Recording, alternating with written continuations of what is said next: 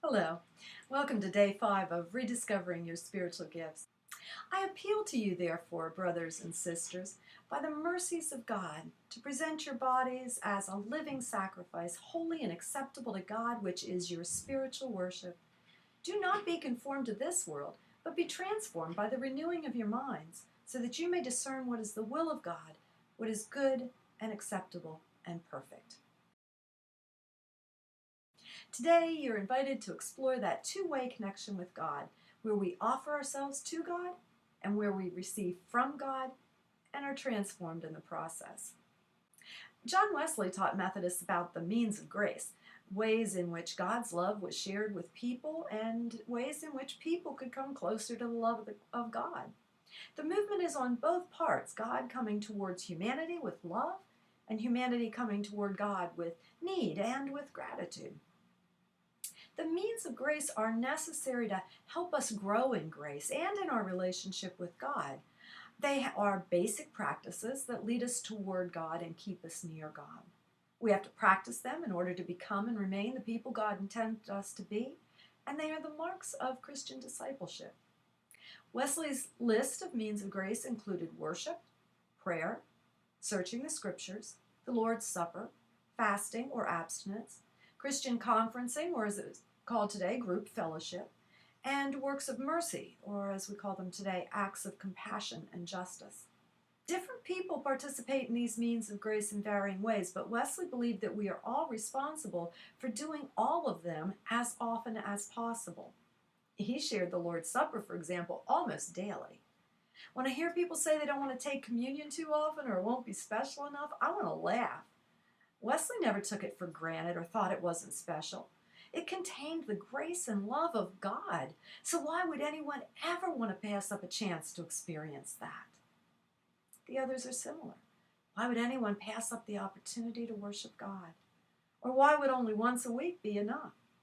Why would anyone pass up the opportunity to read and study the scriptures or even to fast? And then there are those acts of compassion and justice. Wesley believed with James that faith without works was dead faith and meant little. To Wesley, acts of justice were just as much a connection to the love of God as was communion. And think about what Wesley was saying. Acts of compassion and acts of justice that Christians do in the world bring them into closer connection with God's love. Those acts are the means by which God's love reaches those who commit those acts.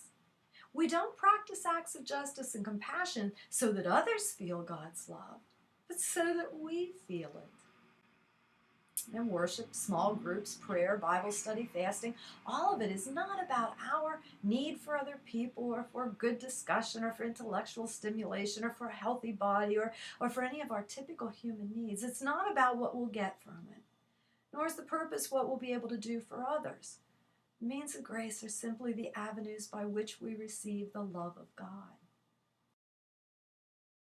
When we travel those avenues with others, we have an additional benefit: accountability. We can hold each other accountable for the ways in which we've interacted with the love of God. Wesley was a great believer in accountability. He gathered people into small groups that met regularly and asked each other questions like, "How is it with your soul?" It was a way for fellow disciples to keep their commitments to God, a way to watch over one another in love, not criticism or self-righteousness. In this workshop, we're trying to do a little of that. We had a breakout session during the opening worship session, and I asked you to discuss how you could be accountable to each other. Perhaps this weekend you could continue that discussion and support each other in this study. For today's spiritual exercise, I want you to revisit that list of definitions of spirituality on page 36 that we looked at yesterday, and remember which ones you most closely identified with. Now, think about the means of grace. Where do they connect with those definitions? If you identified most with definition number 1, which means of grace might you connect with the most? If your congregation is best represented by definition number 6, what means of grace might be most obvious there? And of course, if you're connecting most to one or two of the definitions, there are probably a few that you aren't fully embracing. What means of grace might be missing from your spirituality? And what can you do to increase those? Again, make some notes as you're thinking about it. And now, finally, how do you hold yourself and others accountable for experiencing the means of grace? How can you enlarge these practices in light of and through your spiritual gifts? And finally, put your thoughts all together and post them to the journal. Thank you, and God bless you in your study today.